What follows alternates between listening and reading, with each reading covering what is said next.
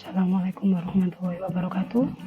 Kembali lagi dengan pembelajaran IPA pada pagi hari ini. Oke, sebelum kita memulai pembelajaran IPA pada bab yang baru ini, pada KD yang baru ini, sebelum itu silakan perhatikan gambar yang ada di layar Anda. Sudah diperhatikan? Apa nama gambar tumbuhan di samping? Pasti anak-anak cukup familiar dengan gambar tumbuhan yang ada di layar Anda masing-masing. Bagaimanakah cara tumbuhan tersebut berkembang biak? Ya, karena tumbuhan yang ada pada gambar itu dia cepat sekali untuk berkembang biak. Bagaimana sih cara tumbuhan tersebut berkembang biak? Oke, untuk menjawab pertanyaan yang ada di apersepsi ini, kita akan masuk pada pembelajaran KD kedua, yaitu mengenai sistem reproduksi pada tumbuhan dan hewan. Gambar ini adalah gambar cocor bebek. Ya, cocor bebek itu bukan tanaman asli Indonesia, tapi dia bisa hidup di daerah tropis. Itu konsepnya ya. Pada reproduksi makhluk hidup ini hewan dan tumbuhan, kita akan mempelajari reproduksi vegetatif dan reproduksi generatif yang ada pada tumbuhan dan hewan. Apa saja reproduksi vegetatifnya atau aseksual dari tumbuhan maupun hewan, reproduksi generatif atau seksual dari tumbuhan dan juga hewan. Pada pertemuan kali ini kita akan belajar mengenai reproduksi pada tumbuhan saja. Sistem reproduksi pada tumbuhan dan hewan. Setiap jenis makhluk hidup mempunyai kemampuan untuk berkembang biak atau bereproduksi. Kemampuan untuk bereproduksi ini bertujuan untuk menjamin kelangsungan hidup dan kelestarian jenisnya. Sama juga seperti manusia. Tumbuhan dan hewan itu juga harus dilestarikan agar tidak punah. Untuk melestarikannya itu, maka tumbuhan dan hewan akan melakukan proses reproduksi. Sistem reproduksi pada makhluk hidup berbeda-beda. Demikian pula cara reproduksi makhluk hidup berbeda-beda. Sistem reproduksi pada tumbuhan ada yang dapat melakukan reproduksi secara vegetatif atau aseksual tanpa kawin. Ada juga secara generatif atau seksual atau melakukan perkembangbiakan kedua-duanya. Pada satu waktu dia vegetatif, pada satu waktu dia generatif. Nah, apa sih pengertian dari reproduksi vegetatif? Reproduksi vegetatif adalah cara reproduksi tanpa didahului oleh peleburan sel kelamin jantan dan betina. Reproduksi generatif adalah cara reproduksi yang didahului oleh peleburan sel kelamin jantan dan sel kelamin betina.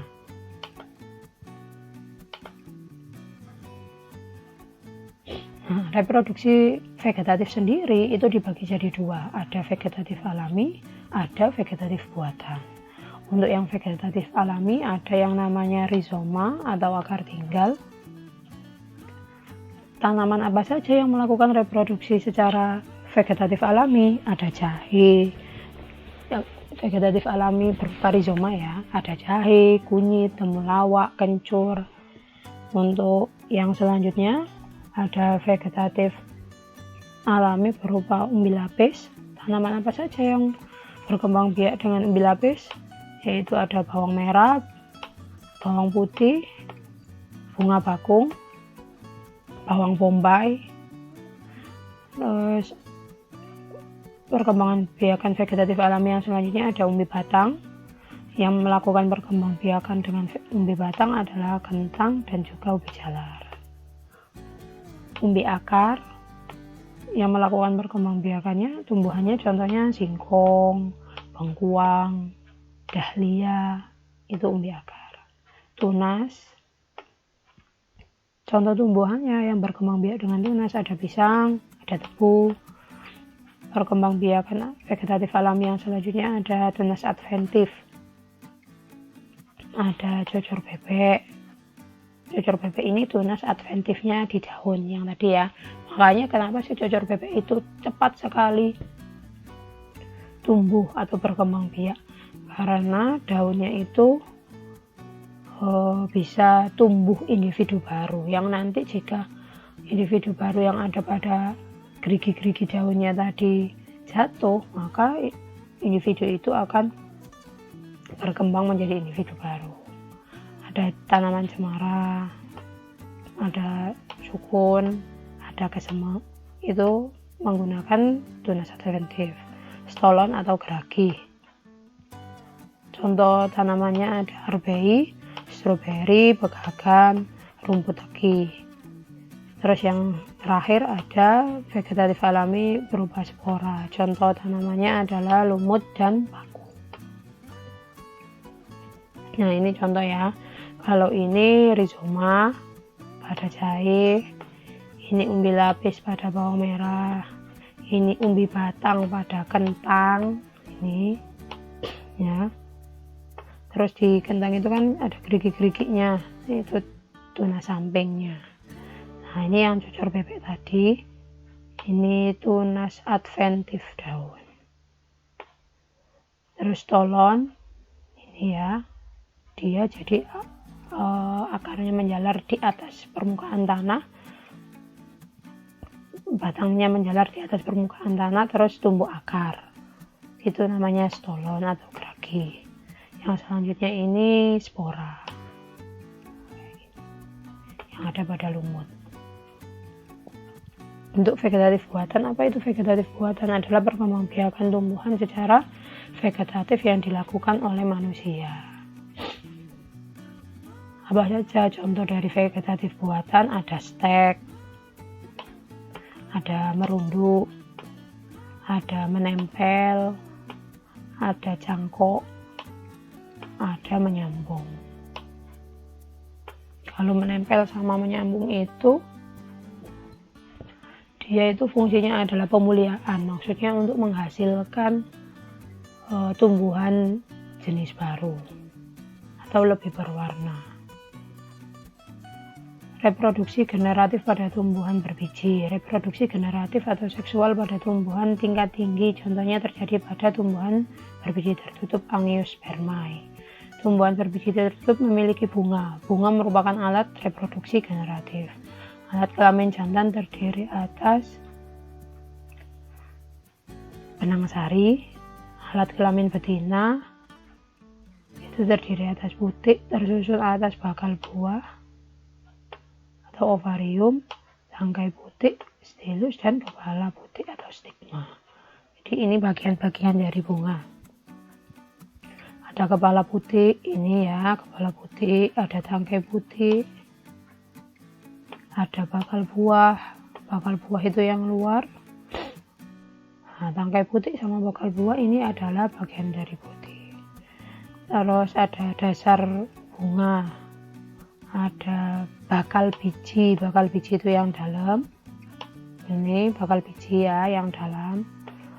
Terus ada kelopak bunga, fungsinya untuk melindungi bunga pada waktu masih kuncup. Ada mahkota bunga, fungsinya untuk membuat bunga menjadi lebih indah dan menarik perhatian serangga.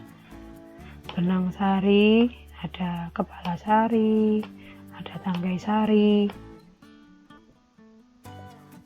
Pembentukan sel kelamin jantan dan betina. Jadi di dalam ruang sari terdapat sel induk mikrospora diploid. Sel induk mikrospora membelah secara meiosis dan menghasilkan 4 sel kromosom yang haploid. Jadi entah itu di tumbuhan, baik itu di manusia, segala sesuatu yang berhubungan dengan sel kelamin, pembentukan sel kelamin, dia akan mengalami pembelahan secara meiosis dan menghasilkan 4 sel anakan yang bersifat haploid. Di tumbuhan juga seperti itu, sama seperti di manusia.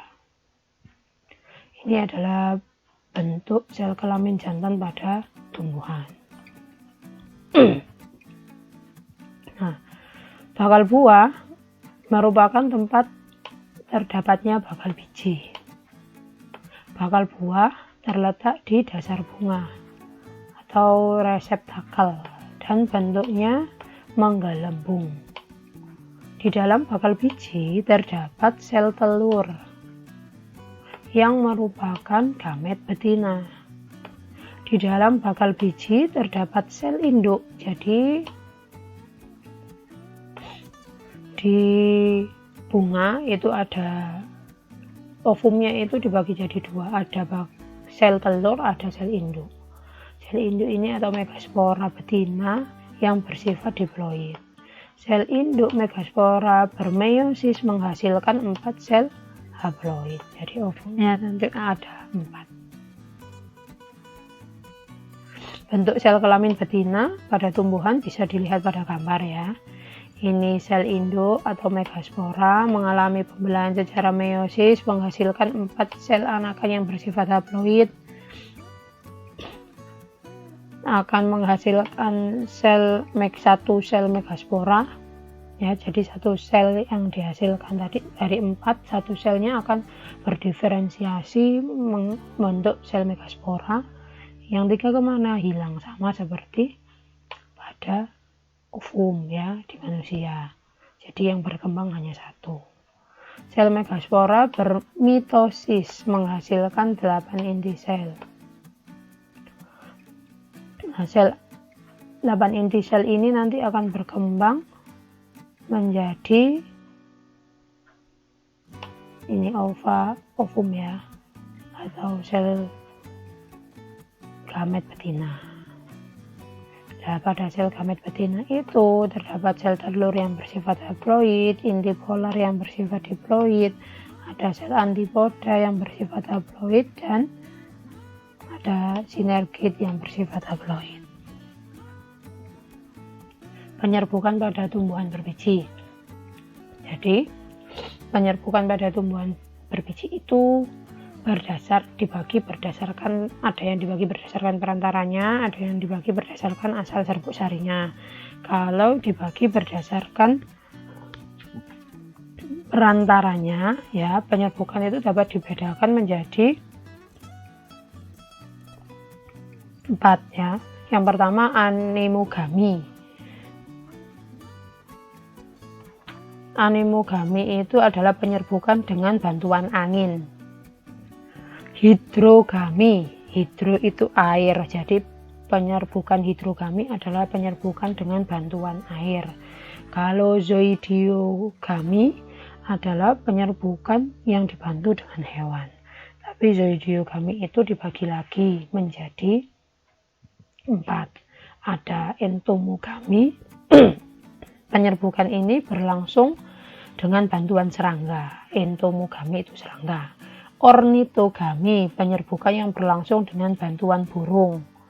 Chiropterogami, itu penyerbukan yang berlangsung dengan bantuan kelelawar. Malakogami adalah penyerbukan yang berlangsung dengan bantuan siput. Kalau entomogami, contoh tumbuhannya yang dibantu oleh serangga itu bunga mawar. Ornitogami, contoh tumbuhan yang dibantu adalah bunga trompet, bunga dadap, itu ornito ya, dibantu oleh burung. Chiropterogami, penyerbukan yang dibantu oleh kelelawar, contohnya adalah tanaman kaktus. Penyerbukan ini biasanya terjadinya itu malam hari. Malakogami, penyerbukan yang dibantu oleh siput, itu adalah bunga Rhodea japonica. Yang terakhir ada antropogami, penyerbukan dengan perantara manusia. Apa yang dibantu oleh manusia? Contohnya bunga vanili, bunga anggrek, itu kan butuh bantuan manusia untuk melakukan proses penyerbukan. Tanaman salak itu juga membutuhkan bantuan manusia untuk melakukan proses penyerbukan. Kalau berdasarkan asal serbuk sarinya, Penyerbukan itu dapat dibagi menjadi 4. Yang pertama ada penyerbukan sendiri atau autogami. Kalau penyerbukan sendiri ini peristiwa menempelnya serbuk sari pada kepala putik bunga itu sendiri. Kalau penyerbukan tetangga atau gentonogami itu adalah peristiwa menempelnya serbuk sari pada kepala putik yang berasal dari bunga lain pada tumbuhan itu sendiri. Kalau penyerbukan silang atau alogami adalah peristiwa menempelnya serbuk sari pada kepala putik yang berasal dari tumbuhan lain tetapi masih dalam satu jenis. Yang terakhir ada penyerbukan bastar atau hibridogami. Hibridogami itu peristiwa menempelnya serbuk sari pada kepala putik tumbuhan lain yang berbeda jenis. Penyerbukan ini itu jarang terjadi secara alami. Serbuk sari yang berasal dari tumbuhan lain tidak dapat melekat kuat pada kepala putik, jadi harus dibantu, ya, dibantu oleh manusia, angin bisa. Sekarang pembuahan pada tumbuhan berbiji. Pembuahan merupakan proses peleburan antara inti sel kelamin jantan dan betina. Pada tumbuhan berbiji tertutup terjadi 2 kali pembuahan sehingga disebut dengan pembuahan ganda. Karena tadi dia menghasilkan 2 sel, ada yang ini ya, kalau kalian lupa. Nah, kan di tumbuhan berbiji tertutup itu menghasilkan sel telur dan juga sel induk megaspora. Maka dari itu dia akan mengalami pembuahan ganda atau terjadi pembuahan sebanyak 2 kali. Penyebaran biji pada tumbuhan berbiji. Nah, berdasarkan jenis perantaranya, penyebaran biji itu dapat dibedakan menjadi 4. Yang pertama, ya, biji itu menyebar melalui perantara air. Namanya hidrokori.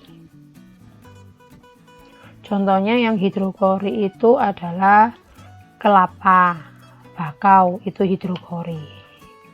Terus ada animokori, animo itu angin. Jadi bijinya itu menyebar dengan bantuan angin. Contoh tumbuhan yang menyebarkan bijinya dengan angin itu adalah bunga dandelion dan adenium.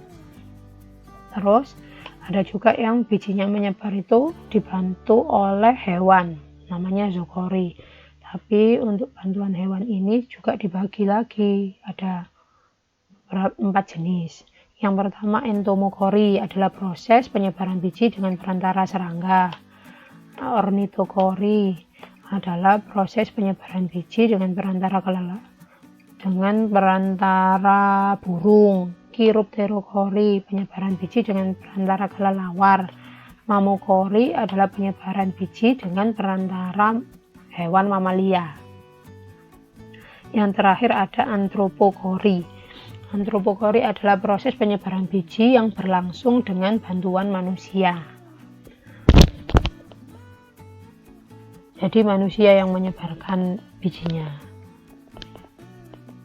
Misalnya ada main ke lapangan, terus ada biji pada rerumputan yang ada di lapangan itu nempel ke kakinya sampean.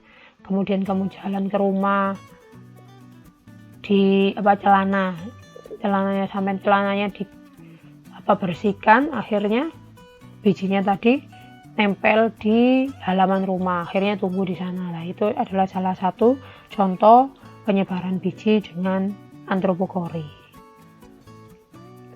Perkembangan biji. Setelah terjadi pembuahan, bakal biji akan berkembang menjadi biji dan bakal buah berkembang menjadi buah. Kalau bakal biji jadinya biji, kalau bakal buah jadinya buah.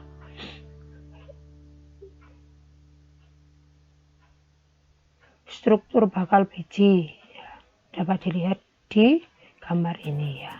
ada bakal struktur biji dikotil sama monokotil.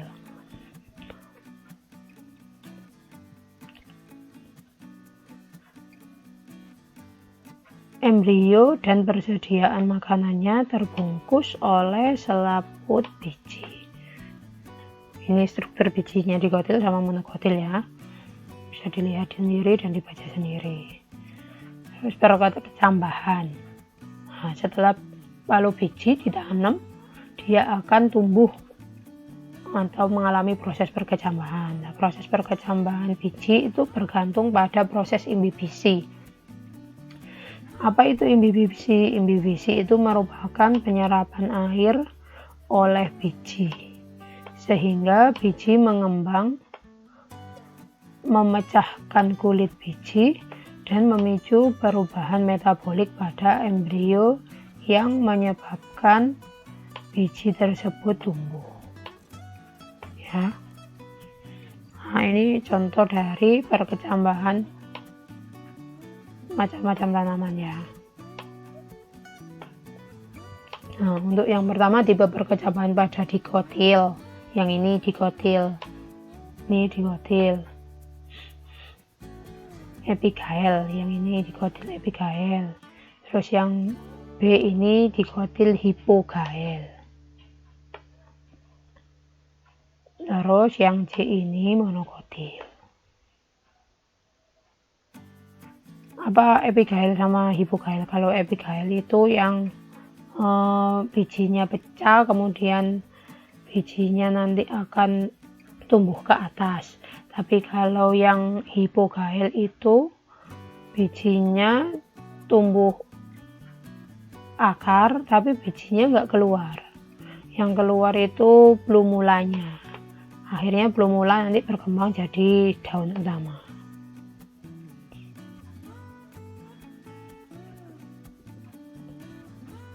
Terus sekarang perkembangbiakan pada tumbuhan Gymnospermae. Kalau tadi kita belajar tumbuhan Angiospermae atau biji tertutup, sekarang kita belajar tumbuhan Gymnospermae atau biji terbuka.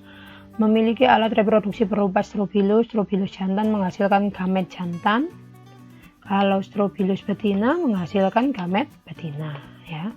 Reproduksi pada Gymnospermae atau tumbuhan berbiji terbuka diawali dengan penyerbukan dengan bantuan angin. Serbuk sari dilengkapi dengan sayap sehingga memudahkan gerakannya menuju strobilus betina. Pada bakal biji atau megaspora terdapat struktur liang biji atau mikrofil dan kantong serbuk sari yang mengganti fungsi bunga sebagai organ reproduksi. Nah, metagenesis dari tumbuhan Gymnospermae bisa dilihat di sini. Yang pertama ada tumbuhan Gymnospermae itu 2N atau diploid. Ada strobilus jantan, ada strobilus betina. Strobilus jantan ini nanti akan mengalami perkembangan menjadi mycosporangium. Strobilus betina ini juga nanti menjadi megasporangium. Nah, mycosporangium ini mengalami proses pembelahan ya. Jadi setiap untuk menghasilkan sel kelamin jantan dan sel kelamin betina itu mengalami proses pembelahan meiosis. Induk mikrospora, kalau yang jantan, kalau yang betina jadi sel induk megaspora. Terus berkembang, kalau yang mikrospora menjadi mikrospora, kalau yang induk megaspora menjadi megaspora. Mikrospora jadi gametofit jantan, gametofit jantan jadi serbuk sari jadi bulu serbuk sari, bulu serbuk sari jadi spermatozoid. Kalau megaspora ini jadi gametofit betina, gametofit jadi sel telur. Nanti kalau keduanya bertemu akan berkembang menjadi zigot. Zigot berkembang jadi embrio, embrio jadi biji, biji berkembang menjadi tumbuhan Gymnospermae baru. Sekarang metagenesis. Metagenesis adalah siklus hidup tumbuhan memperlihatkan suatu pergiliran keturunan, itu yang disebut metagenesis. Pergiliran keturunan meliputi fase gametofit,